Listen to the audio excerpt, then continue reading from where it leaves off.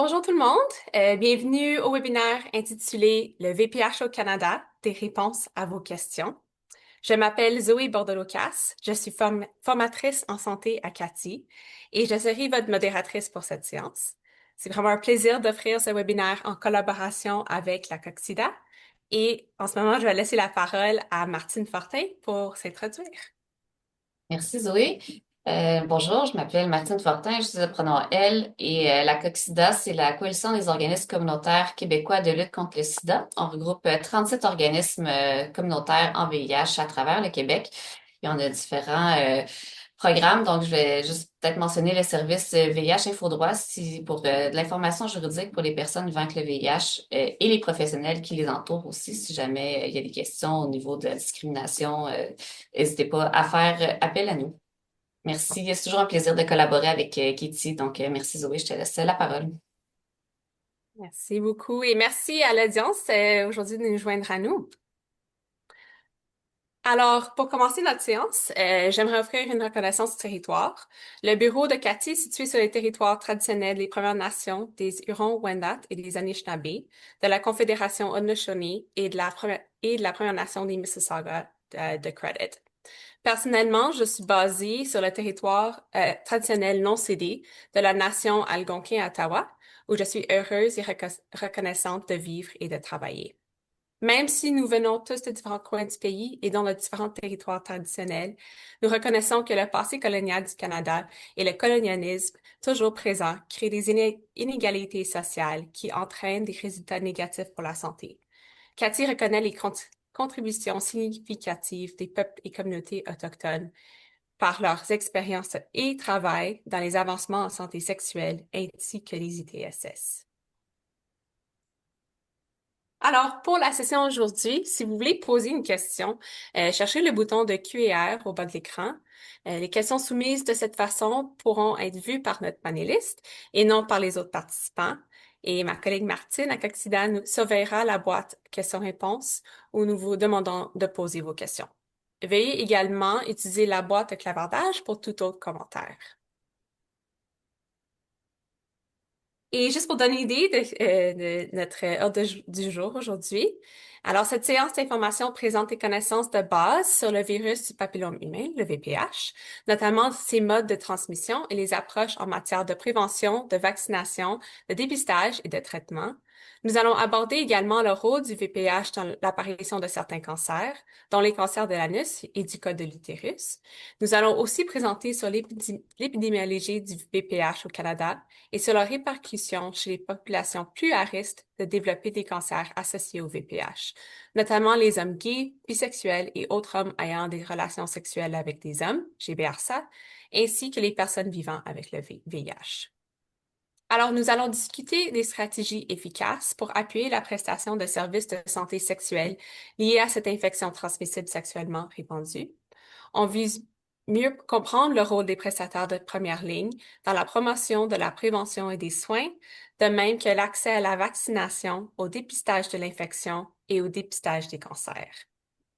Alors, pour l'agenda de ce webinaire, nous entendrons tout d'abord de Dr. Marc Steben, qui nous fournira des informations essentielles sur le VPH et la situation au Canada.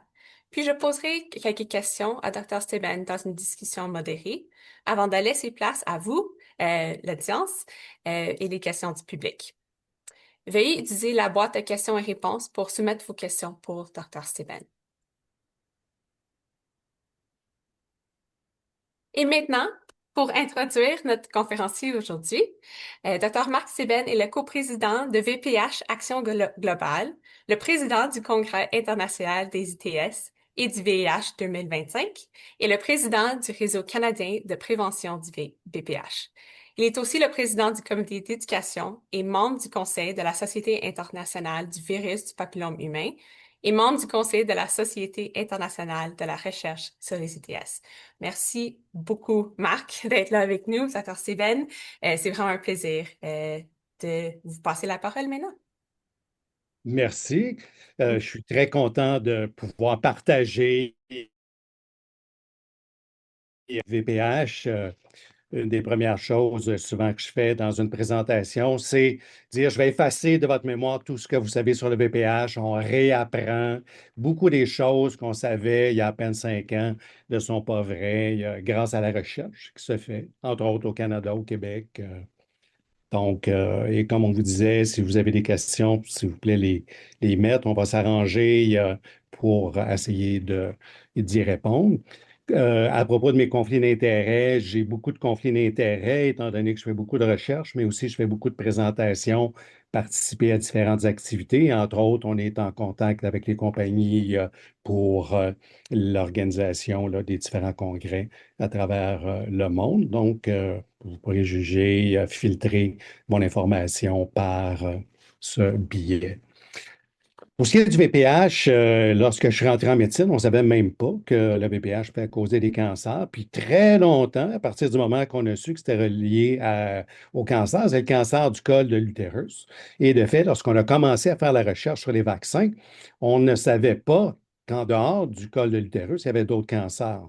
Maintenant, on est capable de voir que 9 cancers chez les hommes et les femmes sont reliés au VPH, mais surtout de savoir qu'en dehors du cancer du col de l'utérus, qui a diminué quand même beaucoup depuis les années 50, où on a commencé à faire le dépistage, tous les cancers reliés au VPH, comme ceux de l'oropharynx chez l'homme et la femme, la vulve, le pénis, au niveau du vagin, au niveau de l'anus, tous ces sites sont en augmentation, en particulier la sphère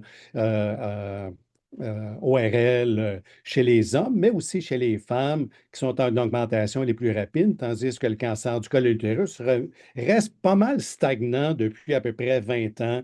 Et dernièrement, on a pu voir 2 études différentes qui montraient une remontée des cancers du col de l'utérus, ce qu'on n'avait pas vu depuis plus de 20 ans. Et on peut voir justement un des rapports du Partenariat canadien sur le cancer, bien que le cancer du col de l'utérus soit le 13e en incidence chez la femme. Si on ajoute tous les autres cancers reliés au VPH chez la femme, on s'aperçoit que l'ensemble des cancers reliés au VPH va probablement être un 5 à peu près des cancers pour les femmes canadiennes. Pour les hommes, on n'a pas vraiment de données très claires de ce côté-là. Et on a pu voir une augmentation avant la COVID déjà de 3,7 par année pour 5 ans. Donc, on ne s'en va pas du bon côté en termes de l'incidence et la mortalité du cancer. Une des choses les plus importantes qu'on a appris dans les dernières années, c'est de revisiter qu'est-ce qui se passe lorsqu'on a le VPH. Au début, on disait on a un col d'utérus normal, on a une infection, on a un précancer, mais ça peut être réversible, le précancer peut disparaître, l'infection peut disparaître. Maintenant, c'est clair avec les outils diagnostiques, les outils de recherche qu'on a, que la majorité des infections qui arrivent au col de l'utérus sont contrôlées par notre système immunitaire. Et c'est pour ça que c'est si important d'en parler pour les personnes immunosupprimées, que c'est probablement la condition la plus importante après avoir un VPH persistant pour avoir un cancer qui se développe. Et en réalité, c'est probablement l'exception qui l'élimine complètement de notre corps. Donc, il faut retenir que lorsqu'on vaccine, on prévient l'acquisition des infections, donc techniquement, on est protégé contre les différents cancers liés au VPH du vaccin. Par contre, si j'attends que j'ai eu des lésions pour être vacciné, je peux diminuer mon risque de transmission au partenaire ou de récidive de l'infection, de la récidive de la lésion ou de nouvelles lésions dans le futur, mais au moins j'aurai protégé contre les VPH qui sont dans le vaccin Gardasil 9, celui VPH 9 valent. Donc, qu'est-ce qui se passe dans la vie d'un individu? Donc, au début des relations sexuelles, c'est une des infections les plus fréquentes au début des relations sexuelles. Donc, on peut voir le virus détecté, il est détecté, il va revenir. Et puis, à un moment donné, il y a un certain contrôle du système immunitaire. Il est redétecté, mais c'est lorsqu'il est redétecté 2 fois de suite qu'on voit que le risque de cancer du col de l'utérus augmente de façon très importante. Et on se doute que c'est la même chose aussi pour les autres cancers reliés au VPH. Et il peut y avoir des blips de virus sans nécessairement avoir de lésion.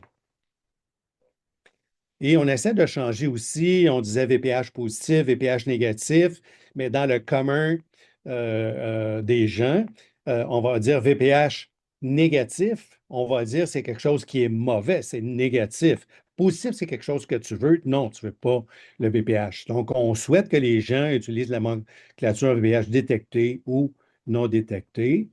Et lorsque quelqu'un qui n'a pas le VPH devient avec un VPH détecté, on va parler de l'acquisition, de la réactivation virale d'une infection latente, la redétection d'une infection de faible niveau qui n'était pas détectable parce qu'il était trop bas, l'auto-inoculation ou le dépôt par une relation sexuelle, lors d'une relation sexuelle, par le contact avec une personne qui avait le VPH. Mais ça ne va pas dire que la personne va garder l'infection ou développer des lésions.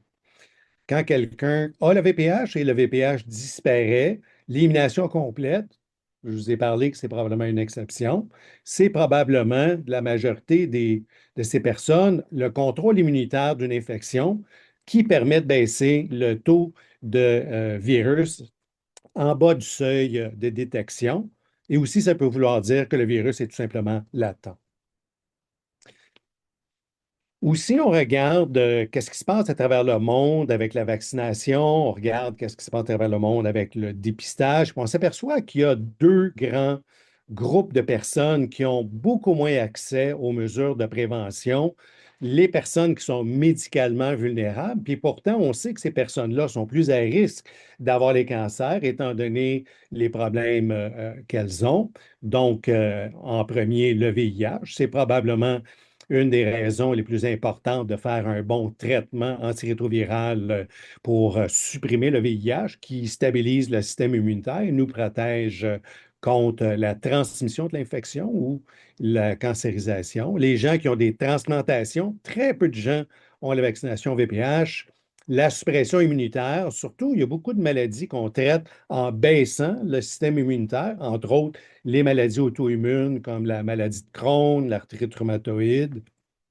Les gens qui ont les cancers, on sait que la chimiothérapie à long terme va diminuer la capacité de notre système immunitaire et la radiothérapie, l'immunothérapie. Donc, il y a des causes iatrogéniques. Dans les cliniques ITSS, on le sait, les gens ont des facteurs de risque qui sont associés avec le développement du cancer lié au VPH, les partenaires des personnes qui ont le VPH et maintenant un groupe qui est quand même très important, c'est les personnes non vaccinées contre le VPH, parce qu'on sait que ces personnes-là sont aussi les personnes qui font le moins pour les dépistages par cytologie pour le cancer du col de l'utérus.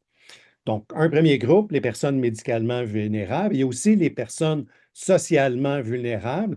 Et souvent, les données qu'on nous donne, que ça va très bien, etc., c'est parce qu'on fait des études chez des gens qui sont faciles à revoir dans des cohortes, dans des projets de recherche, etc. Et on ne parle pas dans ces statistiques-là des personnes qui ont des problèmes de santé mentale, les personnes de la rue ou sans-abri, les personnes migrantes, réfugiées ou les personnes déplacées, les Premières Nations, les personnes qui ont moins accès aux soins et à l'éducation, les gens en institution carcérale ou autres, et aussi qu'est-ce qu'on appelle les personnes du dernier kilomètre, du dernier mille. Il n'y a pas de docteur, il n'y a pas de clinique, il n'y a pas de GMF, il n'y a pas d'UMF, il n'y a rien ben proche. Il faut vraiment prendre le train ou prendre l'avion pour se rendre à la clinique. Donc, les gens qui sont vulnérables autant devraient bénéficier de la vaccination, du dépistage et même plus que les gens qui sont médicalement stables et les personnes qui sont socialement stables. On sait que le vaccin demeure l'outil de prévention primaire de choix, mais plusieurs personnes vont nous dire, ah ben non, ah, c'est pas grave, mon système immunitaire est bon, je prends des vitamines. Donc, la prévention primaire, c'est la protection avant l'exposition pour la limitation de l'infection. L'abstinence protège tant qu'elle dure. La plupart des gens deviendront sexuellement actifs. Très peu de gens restent sexuellement actifs avec la première personne avec qui ou elle a des relations sexuelles.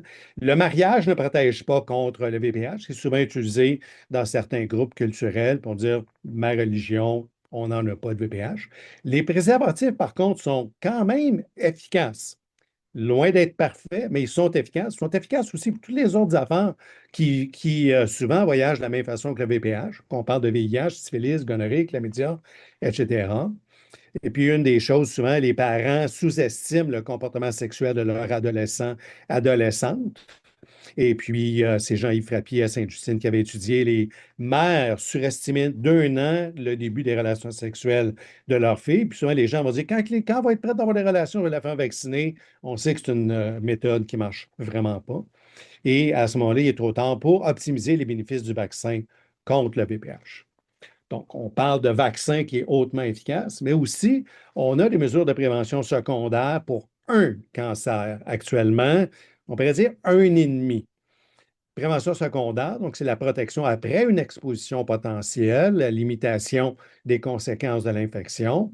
Mais il n'y a pas de test de dépistage du VPH comme ITSS, comme pour le VIH. Il n'y a pas de traitement après contact sexuel. Il n'y a pas de prophylaxie post-exposition. Il n'y a pas d'option antivirale prophylactique comme on a pour le VIH et la syphilis, on pourrait dire aussi. Pas de test ni de traitement curatif pour dire que il n'y a plus de problème, tu ne pourras jamais donner ça à personne. Puis le test PAP permet de détecter les complications du VPH à haut risque qui est persistant au niveau du col de l'utérus, mais pas ailleurs. La plupart des personnes infectées sont asymptomatiques et la grande majorité des gens qui guérissent de leur région vont rester infectés toute leur vie. J'ai dit 1,5 cancer. Maintenant, on commence à avoir des données suffisantes pour voir tranquillement, pas vite, apparaître dans certains guidelines des recommandations pour le dépistage du cancer de l'anus, non seulement pour les gens qui ont des relations anales, mais tous les gens qui ont aussi des cancers dans la région génitale. On sait que le risque d'avoir un cancer au niveau anal est très élevé pour ces personnes. Les gens aussi qui ont eu des transplantations, le cancer de l'anus est aussi très important chez ces personnes. Donc, actuellement, on voit tranquillement, pas vite, le dépistage du cancer de l'anus apparaître dans les lignes directrices, alors que celui du cancer du col, c'est vraiment très bien établi. Et si on compare les mesures préventives, les parents vont dire, bon, pas besoin du vaccin, il y a le dépistage. Le dépistage, je répète, c'est un cancer sur 9. Et c'est le tiers à peu près des cancers reliés au VPH dans les pays prospères. Mais la prévention primaire est moins chère, est plus équitable, plus efficace, plus accessible. On n'enlèvera pas les ceintures de sécurité, les lois sur la vitesse maximale, la consommation d'alcool, parce qu'on a des bonnes ambulances puis des bonnes salles d'urgence modernes. On n'arrêtera pas de recommander de mettre des condoms parce qu'on a des bons médicaments antirétroviraux. Donc, prévention primaire, le plus qu'on va pouvoir vacciner de personnes avant le début des relations, mais aussi après les relations, il y a quand même une très bonne efficacité pour les VPH qu'on n'a pas encore été exposé dans sa vie. On commence par la vaccination. La recommandation de vacciner, il y a deux aspects. Il y a l'aspect des connaissances, puis il y a un aspect de compétences communicationnelles. Le problème qu'on a dans nos services de santé, c'est que les gens ont des bonnes connaissances sur les maladies. Le problème, c'est qu'il n'y a pas vraiment de cours de communication efficace d'emblée. Par contre, il y a un livre sur la communication efficace qui est réédité actuellement et on voit que c'est vraiment une compétence qu'on n'a pas comme médecin, infirmière, pharmacien ou tout un travailleur de la santé. Mais on sait que la recommandation du clinicien est la plus importante raison pour laquelle un patient accepte de se faire vacciner. Puis souvent, les gens vont dire, moi, ils ont déjà dû voir des médecins, puis ils ont dû leur en parler, puis ils ne veulent rien savoir. Non, ça c'est clair. J'avais participé à une étude à travers le Canada. Les médecins et les gynécologues pensent à faire beaucoup de recommandations. Pourtant, lorsqu'on questionne les personnes adultes, la majorité disent n'avoir eu aucun conseil par rapport à la vaccination contre le VPH de la part de leur médecin. Et puis aussi, qu'est-ce qui se passe, c'est qu'il y a beaucoup de discours anti-vaccinaux. Et puis, pour s'apercevoir que finalement, les faits ne comptent plus, c'est un peu comme plus tu cries, plus que ça va être retenu. Mais souvent, c'est pas beaucoup de monde qui crie, mais ils crient plus fort que les gens qui savent la bonne information. Juste pour vous donner un exemple, les articles erronés attirent plus l'attention que les vrais articles. Jusqu'à 7 fois plus de partages si la nouvelle est négative par rapport à une nouvelle qui est positive. On entend beaucoup parler des avions qui s'écrasent. On n'entend jamais parler des avions qui restent dans les airs. Au Québec, l'équipe de l'Institut qui travaille sur la vaccination avait fait une étude pour voir le continuum d'acceptation. Et puis, on voit que la majorité des gens vont demander activement lorsque c'est disponible. Il y a une quantité de personnes dans le milieu qui hésitent, mais souvent, c'est un problème au niveau de l'information ou un problème au niveau des émotions.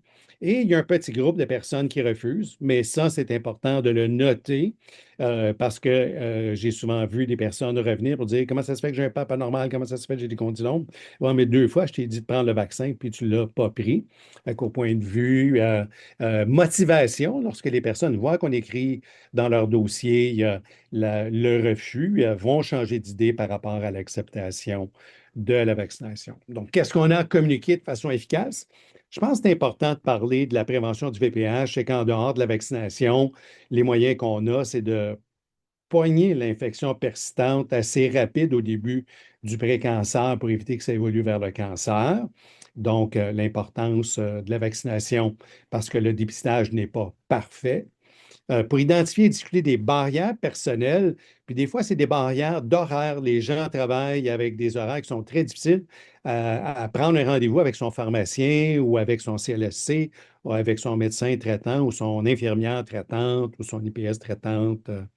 Aussi parler des avantages et des désavantages de la vaccination contre le VPH. Et il faut aussi adapter la discussion sur le VPH à la disposition à se faire vacciner de la personne. Puis si la personne dit qu'elle ne veut rien savoir du VPH, je pense que c'est important de livrer quand même un bon discours que la majorité des gens qui ont développé des cancers ou des infections par le VPH qui étaient complètement sans signes et symptômes jusqu'à temps que le cancer se métastasie. Il y a des arguments d'information, il y a des arguments aussi d'émotion. Donc, la compréhension. Puis, il faut savoir que pour le VPH, c'est des informations complexes. La latence virale, le virus, le cancer, tout ça arrive. Et puis, pour beaucoup de gens, c'est beaucoup d'informations. Pour des gens, des fois, qui ont des formations qui sont relativement limitées au niveau de la biologie. Donc, c'est important de savoir exactement où achoppe l'information chez ces gens-là. Puis, des fois, c'est des points qui sont relativement simples à corriger. Et puis, comme je disais, les gens ont la confiance dans la majorité du temps, leurs professionnels et les organismes qui produisent les recommandations, qui les imposent, mais il n'y a aucun vaccin de VPH qui sont imposés au Québec, au Canada. Donc, les obstacles à vaincre, la désinformation, donc les fameux alternative facts, les faits alternatifs, les rumeurs, les fausses nouvelles, les fake news et les groupes anti-vaccinaux. Et vous seriez surpris de savoir que dans les groupes anti-vaccinaux, il y a beaucoup de gens qui font de l'argent en vendant des produits qui ont montré aucune efficacité. Il n'y a jamais eu d'études pour montrer leur efficacité à vaincre ou à contrôler les infections par le VIH. Vous irez, si vous avez le temps, sur un des furteurs pour voir comment Kennedy a fait son argent. Et vous allez être très surpris de savoir qu'il y a beaucoup d'argent à faire si on est anti-vaccinal. Au Québec, on a un des programmes les plus extensifs de vaccination contre le VPH. Donc, on a les G, c'est pour les vaccins gratuits. Vacciner les élèves en quatrième année du primaire, vacciner les jeunes âgés de 9 à 20 ans, vacciner les personnes âgées de 21 à 45 ans immunosupprimées. Et ça, c'est la définition du professionnel de la santé.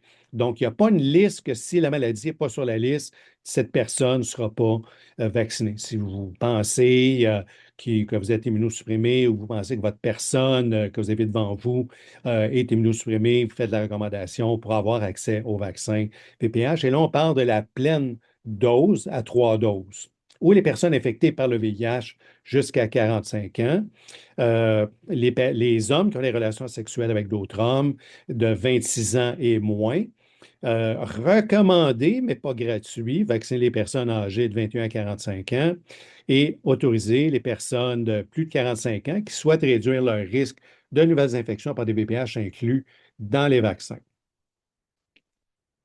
Donc, on parlait pour les personnes immunodéprimées ou infectées par le VIH. Donc, on donne 3 doses de vaccin 9 valents.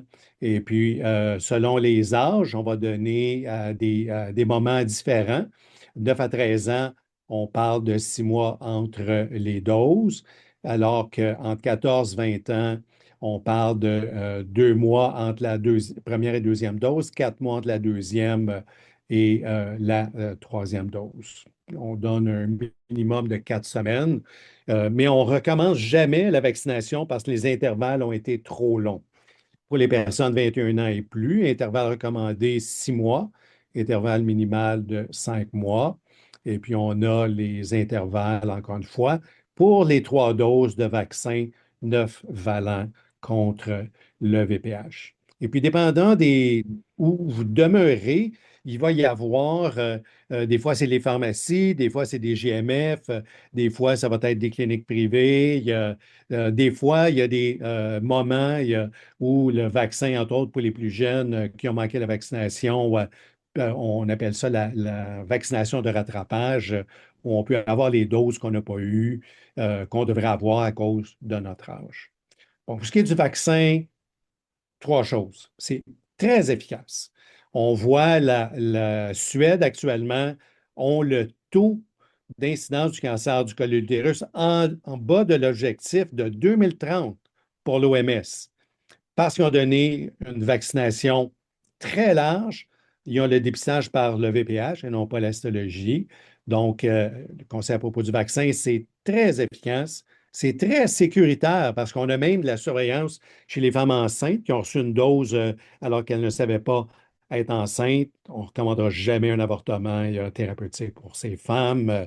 Et c'est recommandé que ce soit de l'Organisation mondiale de la santé, les associations professionnels, les groupes communautaires, les données sont claires, efficaces, sécuritaires et recommandées.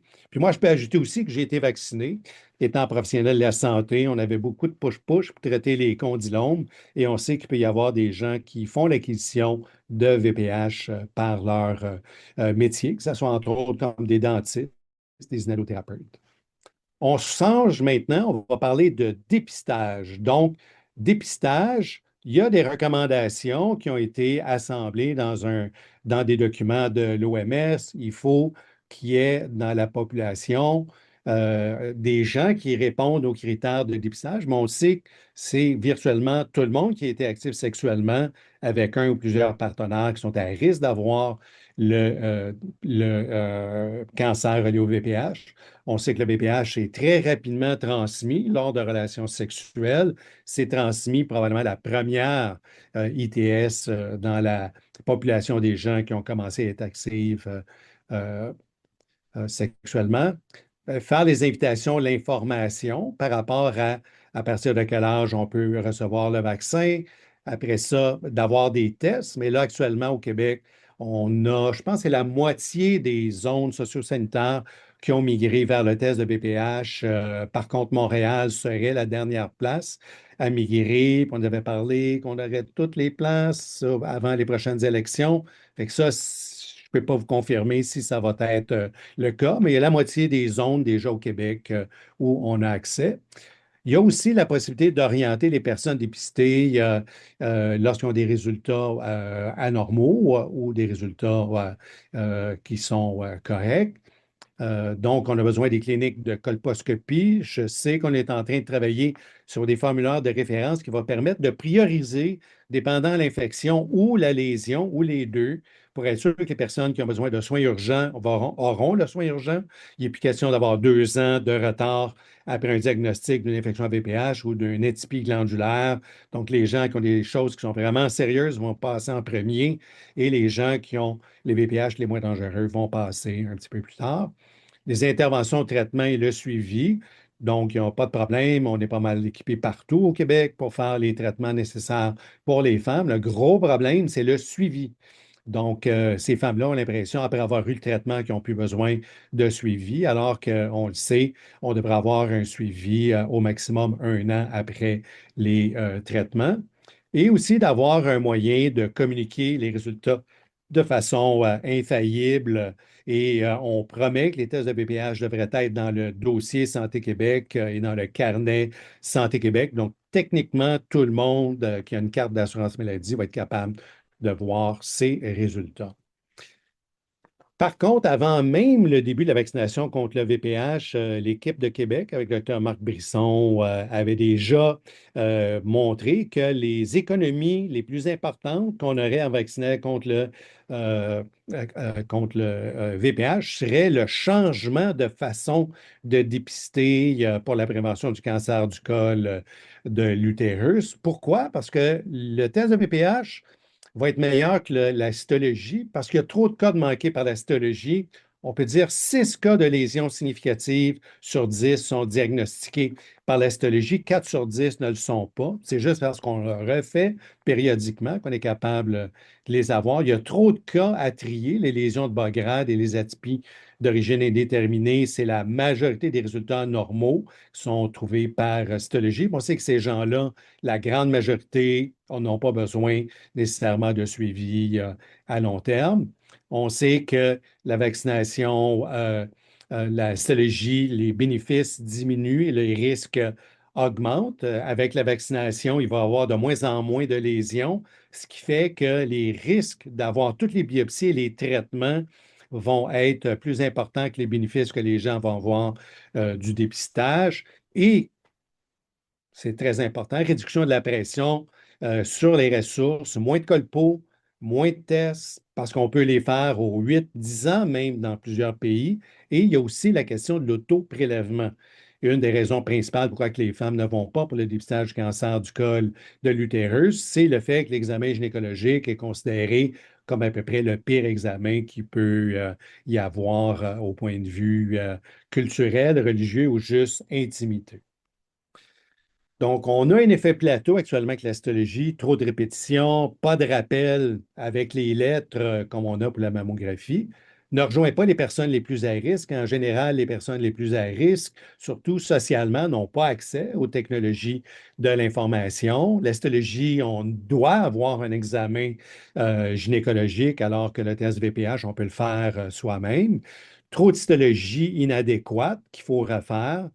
Et puis, ça ne permet pas non plus de faire un triage. On sait qu'à partir du moment qu'on a le test de VPH, on peut faire un triage selon les VPH présents et aussi à certaines places, on est capable de faire des marqueurs comme la méthylation du DNA qui montre l'importance d'avoir un test rapidement pour diagnostiquer ou tardivement. Trop d'anomalies, comme je disais, les lésions de bas gras, les atypies d'origine indéterminée et la valeur positive prédictive qui va être écrasée lorsque les générations vaccinées vont se faire dépister. Donc, la majorité des gens qui vont aller en colposcopie vont y aller pour absolument rien. Donc, les risques dépasseront de beaucoup les bénéfices. L'autre chose, c'est toute la question de travailler sans traumatisme. Le dépistage du cancer du col de l'utérus est un acte médical intrusif.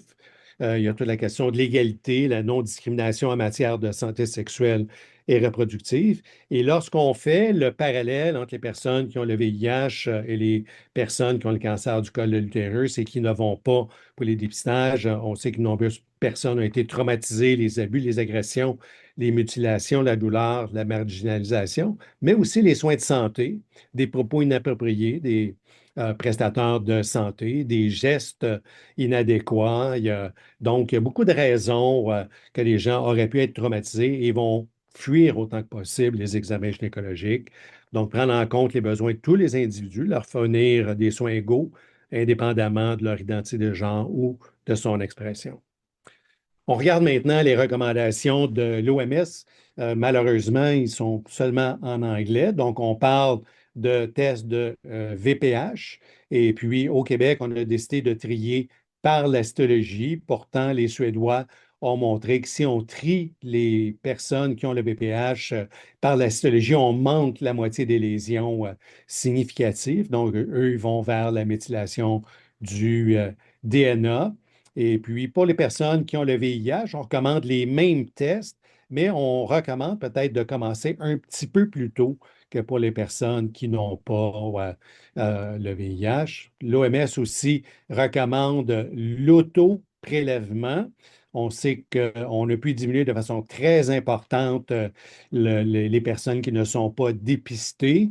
Ça, c'est clair. Et puis, la majorité des études montrent que les femmes sont capables de faire aussi bien que les médecins et les infirmières, les CPS, les prélèvements que ces professionnels de la santé.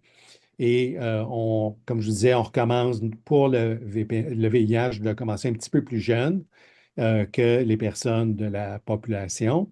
Et on ne recommande pas de commencer le dépistage en bas de 25 ans parce que c'est vraiment très rare les cancers du col. Puis en général, par le temps, que les femmes arrivent à 25 ans, ils demeurent toujours traitables, ces cancers. Au Québec, plusieurs groupes de travail au niveau de l'INES ont travaillé sur le dépistage. On commence à partir de 25 ans pour tout le monde. On cesse à 65 ans.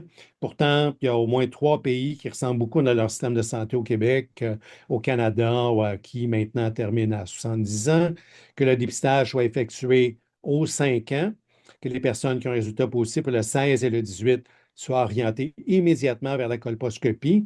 Donc, on sait que 70 à peu près des cancers du col de l'utérus sont causés par le 16 et le 18, mais c'est aussi les cancers qui sont détectés, qui deviennent présents.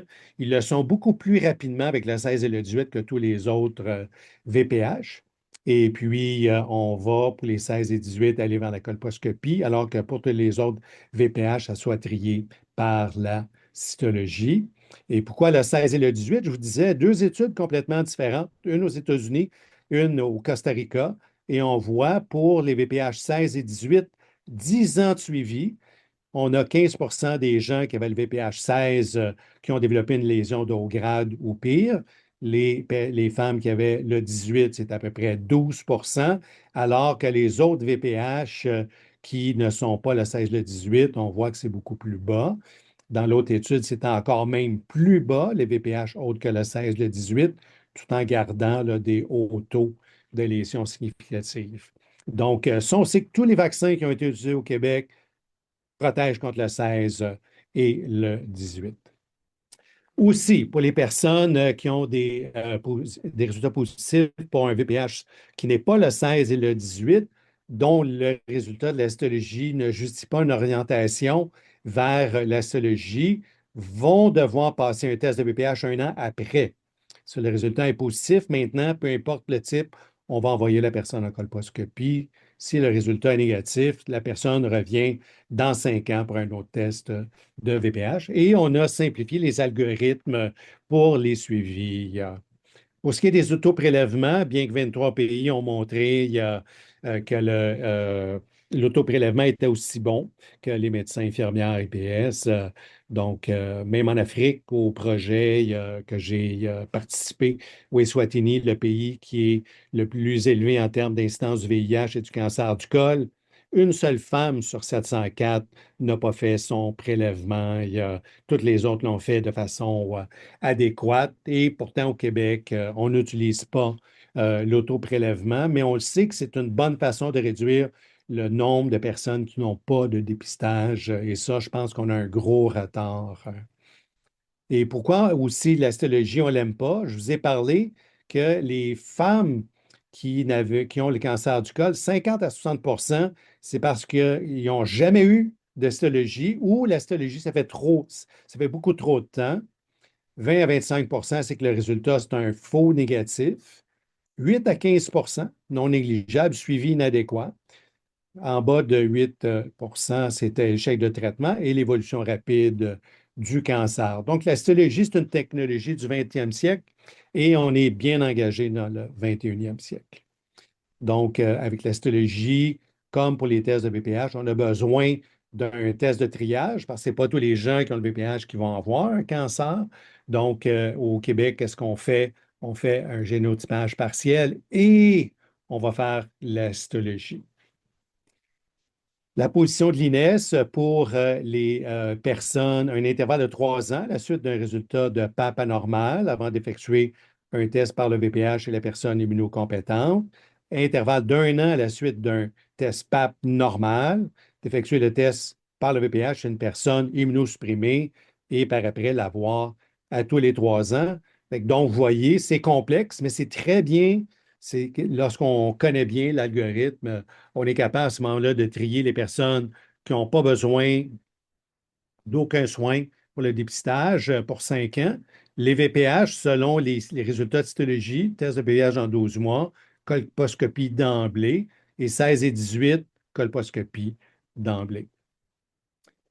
Il y a d'autres recommandations. Donc, pour ce qui est des personnes immunosupprimées, ça demeure à la latitude du médecin traitant, des cliniques, des hôpitaux et du degré d'immunosuppression. Donc, on pourrait les faire plus régulièrement, mais personne n'a démontré davantage à faire les tests de BPH plus souvent qu'aux 3 ans chez les personnes qui n'ont pas de lésions pré-cancéreuses. Par contre, les gens qui ont des signes et des symptômes de cancer, ce n'est pas un test de BPH qu'il faut faire. Il faut faire une référence pour signes et symptômes de cancer du col de l'utérus. Et là, à ce moment-là, c'est en priorité, et on fait les tests nécessaires comme les biopsies et la colposcopie. Donc, une femme qui vient parce qu'elle a des segments après des relations, qu'elle a des maux de ventre qui sont encore pires lors des relations de pénétration, tout ça doit nous faire penser que ça peut être des symptômes du cancer du col de l'utérus et référer pour une colposcopie d'urgence. Donc, actuellement, c'est clair que l'élimination du cancer du col est possible parce qu'on a la science, on a les outils, le dépistage et la vaccination, les objectifs de l'OMS qui nous engagent pour 2030 d'avoir tous les outils en marche nécessaires pour arriver à l'élimination. Pourtant, au Canada, on s'est donné l'objectif de 2040 pour l'élimination du cancer du col de l'utérus. Puis on a besoin de l'engagement de toutes et tous. Et je voudrais remarquer que on parle des groupes communautaires, on parle de l'engagement communautaire. Et puis moi, je remercie d'avoir été invité à vous parler parce que vous êtes des intervenants souvent qui sont plus crédibles que les médecins et les infirmières pour les personnes que vous rencontrez. Donc, parler de la vaccination, parler du dépistage. Et pour ceux et celles qui n'ont pas eu leur vaccin, leur dépistage, c'est peut-être le temps là, de regarder si ça ne serait pas le moment de passer à l'action. Donc, Canada a enregistré des taux très importants au niveau de la couverture vaccinale, mais il reste plusieurs défis. Le dépistage est la même chose, les personnes médicalement vulnérables, socialement vulnérables, et puis de ne pas se satisfaire des taux quand même de vaccination qui sont très bons par rapport, ils ne sont pas excellents, ils sont très bons par rapport à plusieurs pays qui ont des systèmes de santé, des économies semblables au Québec et au reste du Canada. Merci beaucoup de votre attention et puis je pense qu'il nous restera quelques minutes, Zoé, pour des questions. Super. Merci beaucoup, Dr. Semen. Je sais qu'il y a eu plusieurs questions pendant que vous parlez, alors j'ai hâte qu'on en discute un peu plus. Et merci vraiment pour cette présentation excellente. C'est vraiment un aperçu important sur la recherche, la situation courante, les informations clés sur le VPH. J'ai juste une couple de questions pour nous commencer un peu la discussion. Alors, la première ici, c'est quelles sont les considérations importantes afin d'intégrer les soins liés au VPH dans les services de santé sexuelle? Bien, je pense qu'il y a la première chose, c'est de mettre à date l'information. Puis je pense qu'il y a beaucoup de gens qui roulent encore sur des informations, sur des impressions. C'est incroyable les outils qu'on a maintenant pour faire de la recherche. Puis beaucoup de choses qu'on prenait pour acquis ne le sont plus. Entre autres, l'histoire naturelle de savoir qu'une fois infecté, on l'est pour la vie et l'importance de garder notre système immunitaire le plus compétent possible. Donc, si on a le VIH, de prendre les traitements, de faire les suivis nécessaires. Pour les gens qui n'ont pas été vaccinés, il y a toujours de penser à l'utilisation du vaccin. Il n'y a pas de limite d'âge techniquement. Je regarde lorsque j'étais en pratique, des fois des gens qui arrivaient, j'ai 60 ans, j'ai une nouvelle blonde, j'ai un nouveau chum, il me dit qu'il vient de finir de se faire traiter pour des condylomes. Il est très probable que cette personne-là pourrait être infectée. Puis on sait qu'un mois après la première dose de vaccin, on est hautement protégé contre les infections. C'est sûr, contre les infections qui sont dans le vaccin eux-mêmes. Donc, l'information sur la maladie, l'information sur le vaccin, l'information sur le dépistage. Super, merci beaucoup. Et aussi, je pense que ça continue un peu de ce que vous parlez, mais selon vous, quelles sont les stratégies innovantes pour partager des informations sur le VPH parmi les populations touchées de manière disproportionnée par les cancers liés au VPH? Alors ça, c'est notamment les hommes gays, bisexuels et autres hommes ayant les relations sexuelles avec les hommes, ainsi que les personnes vivant avec le VIH. Moi, je pense qu'une des trouvailles qui est venue un petit peu bouleverser l'ordre, la façon de penser des professionnels de la santé, c'est que les patients, patientes qui ont vécu, le narratif a beaucoup de puissance. On l'a vu avec le VIH. Lorsque des personnalités ont fait des témoignages, ont parlé de leur vie, ont parlé de telle affaire, les médicaments, puis tout ça, on a vu que le narratif paye beaucoup. Et lorsqu'on est capable d'avoir des témoignages, qu'on est capable de relater des occasions auxquelles on a été confronté de l'information erronée, je pense que c'est très important. Et moi, je dis que le VIH a montré au VPH. Le narratif a été très efficace, mais j'espère qu'on n'aura pas à lancer des poches de sang aux politiciens pour avoir le test de dépistage de la vaccination amélioré, comme on a fait avec le VIH au début. Merci beaucoup. Ouais, c'est vraiment un point important sur le narratif, que le pouvoir de la communication et d'avoir ces messages clés à partager avec les clients. Merci beaucoup. Alors maintenant, j'évite. Il y a déjà beaucoup de partage dans la boîte de QAR, mais je veux juste rappeler à ceux qui ont des questions de partager les questions dans cette boîte-là. C'est juste plus facile de les voir que dans la boîte de clavardage. Et je pense on a deux questions par rapport à l'âge. Et vous l'avez déjà un peu mentionné, mais il y avait une question s'il y avait une âge limite pour recevoir le vaccin, mais aussi si c'est pertinent d'avoir un test de dépistage, quel que soit l'âge de la personne. Alors, si ça va de juste répondre à ces deux questions-là.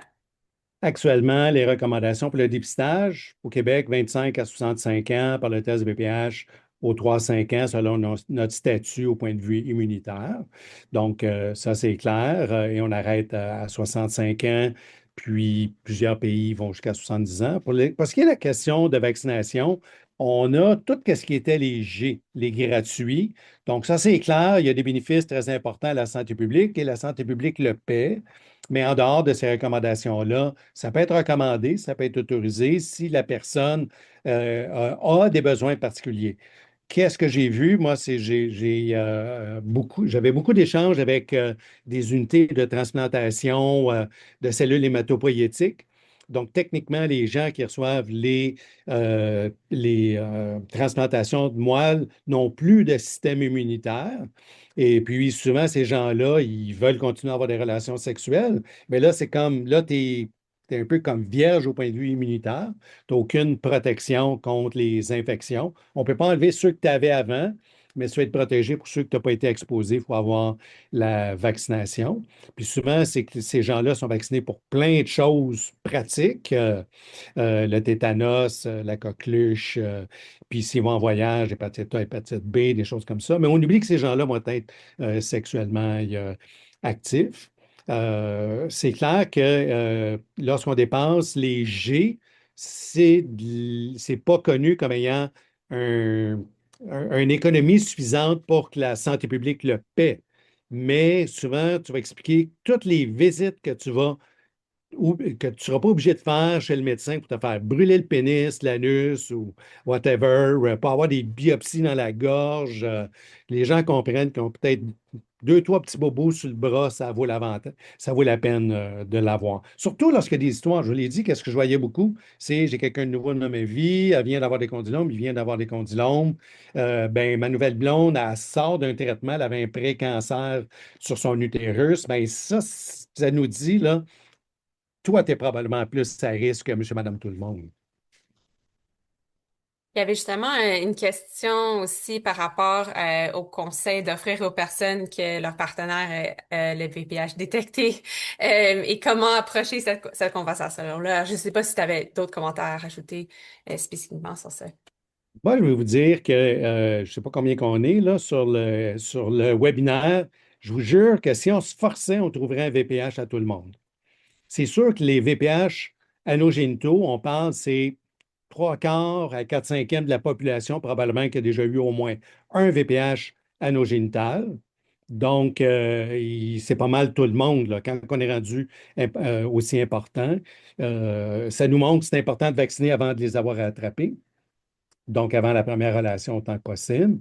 Puis, ça montre aussi qu'on a besoin d'aller pour nos tests de dépistage. Puis, si on a des lésions aussi au niveau des organes génitaux, au niveau de l'anus, c'est pas de mettre la crème de la voisine ou la crème de la belle-sœur ou de... Non, si vous avez quelque chose, vous avez une lésion qui persiste au niveau des organes génitaux, de l'anus, de la bouche, si vous crachez du sang, il faut aller voir le médecin. Là, on est dans le diagnostic des cancers précoces ou des cancers avancés. Puis souvent, on voit des gens qui disent, ouais, ça fait 2, 3 ans, ça faisait pas trop mal, je me mettais de la crème, ça allait bien, puis ça s'avère que c'est un cancer métastatique. Fait que juste de savoir qu'il y a des gens qui peuvent bénéficier plus que d'autres. Merci beaucoup. Je sais aussi dans la boîte de clavardage, j'avais beaucoup de conversations par rapport au numéro de dose pour comme avant 21 ans ou les recommandations dans différentes provinces sont peut-être un peu différentes. Vous pouvez juste faire un commentaire par rapport au le numéro de dose comme 2 à 3 et peut-être pourquoi, c'est quoi la raison pour les différences. Le- Lorsqu'on a fait les études, il fallait faire des tests de sang aux 6 mois, et puis on s'est rendu en moyenne à 42 mois de suivi dans l'étude et on a vu qu'on avait des taux d'anticorps qui restaient très élevés, mais ça, c'était après 42 mois en moyenne. Puis techniquement, lorsque tu vaccines, puis tu veux prévenir le cancer, tu veux le prévenir sur une longue période de vie. Donc, avec les suivis, on s'est aperçu que les personnes une fois qu'il avait atteint le plateau, après un mois après la troisième dose, que le taux ne baissait pas. Après ça, on a commencé à faire 2 doses de vaccin, puis on s'est aperçu qu'aussi, un mois après la deuxième dose, le taux des anticorps ne diminuait pas. Et puis maintenant, on a plusieurs études qui ont été faites à une dose, puis on s'aperçoit aussi que le taux d'anticorps peut être un petit peu plus bas, mais le taux, un mois après cette dose-là, est pas mal stable. Le problème, peut-être actuellement, qu'on a, c'est vraiment d'avoir une bonne surveillance pour voir si à long terme, le taux qui est un petit peu plus bas va s'accompagner de fuite du système immunitaire qui n'a plus de protection. Ça va être les études à long terme. Mais on extrapole sur qu'est-ce qu'on a eu avec 3 doses et 2 doses pour penser que ça reste à long terme. Par contre, je pense qu'au Québec, on est très chanceux parce que ceux qui suivent ça le plus près au niveau mondial sont au Québec. Fait que donc, on serait peut-être les premiers informés. Mais c'est clair que pour les personnes immunosupprimées, c'est 3 doses. 3 doses. On reste à 3 doses. Merci, ça l'aide beaucoup. On sait que quand les recommandations sont un peu différentes, ça aide aussi à comprendre la recherche et Ben, pourquoi c'est parce qu'il y en ces a qui circulent, qui recommandations-là sont plus sont... de date, là. Ils Hmm, devraient être éliminés, mais il n'y a hmm. pas de mécanisme pour achever les documents qui sont passés date. Merci. Il y avait une question par rapport au dépistage au niveau pour la gorge et ou de l'anus. C'est en tant que à quand le dépistage anal et de gorge pour le VPH si le VPH cervical que c'est détecté. Pour ce qui est du dépistage du cancer de l'anus, je pense qu'encore une fois, au Québec, on est privilégié. On sait qu'il y a déjà le CUSUM et le CHUM qui ont des cliniques de dépistage pour les personnes transplantées, pour les gens qui ont des lésions colo-utéreuses, mais aussi pour les personnes qui ont le VIH. Donc, ce n'est pas encore un programme de santé publique. Il n'y a pas une recommandation officielle pour tout le monde, mais tranquillement, pas vite, on prend de l'assurance, etc. Mais le gros problème, qui est perçu à long terme pour le dépistage du cancer de l'anus, c'est qu'il faut des gens qui ont été formés à la colposcopie, d'en avoir fait au moins 50 supervisés avant de pouvoir penser qu'on est un anusologue de dépistage qui a l'expérience nécessaire pour faire les anuscopies à haute résolution. Actuellement, la première recommandation, qui est très, très simple, c'est de mettre son doigt dans l'anus, de palper son anus, puis de voir s'il y a des indurations. Le premier symptôme des cancers de l'anus va être d'avoir une induration. Donc, tout le canal, c'est relativement mou, puis là, on arrive à une place, c'est vraiment dur, puis c'est souvent indolore. Donc, si dans ce cas-là, on a ça, on devrait avoir une endoscopie à haute résolution.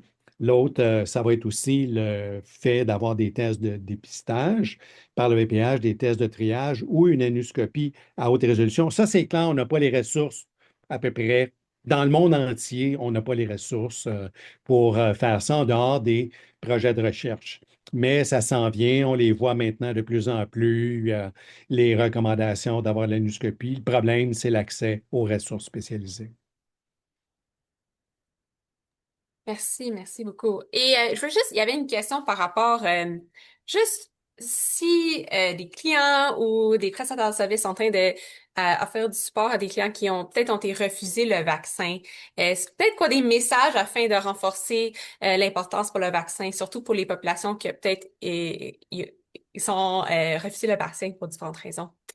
Je pense qu'il y a des habiletés communicationnelles.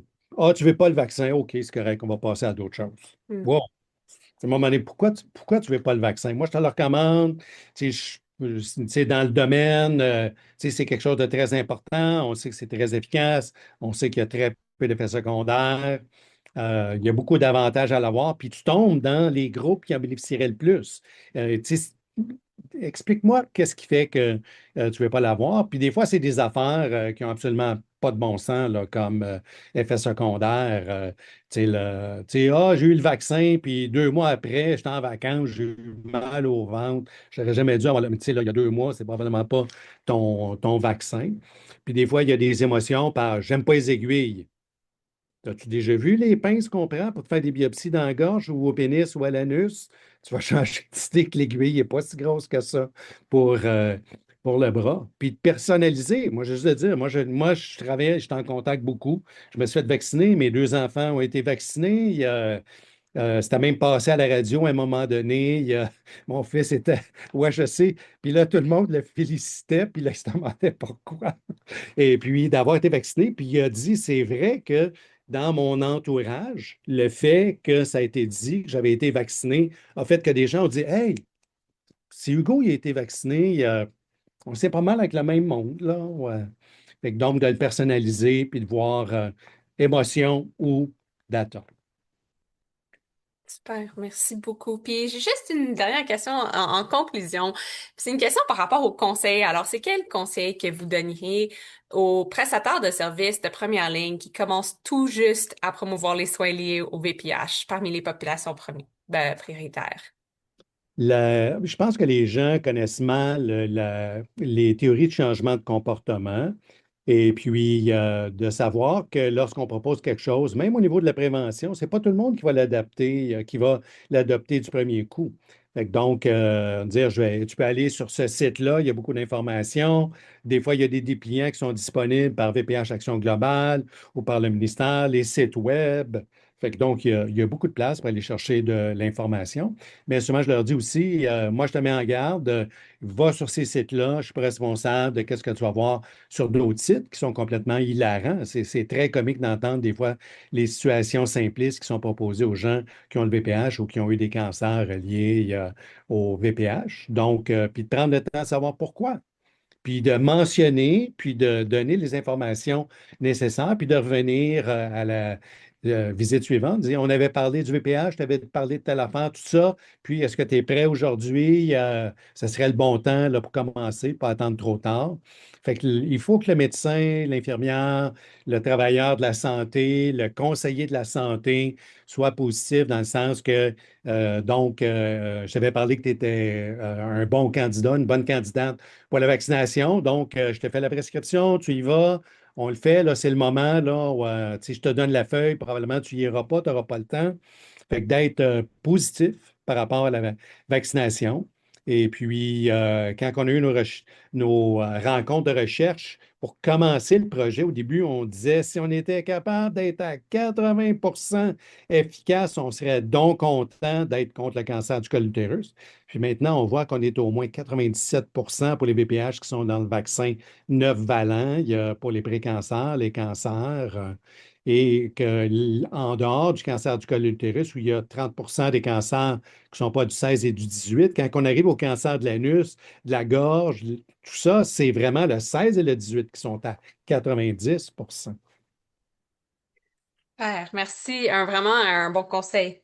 On apprécie beaucoup. Puis, au nom de Cathy et de Coxida, on voulait vraiment remercier infiniment notre conférencier, Dr. Marc Steben, pour sa super belle présentation et nous avoir outillés avec cette information pertinente et utile sur le VPH. Alors, merci beaucoup pour tout ce temps.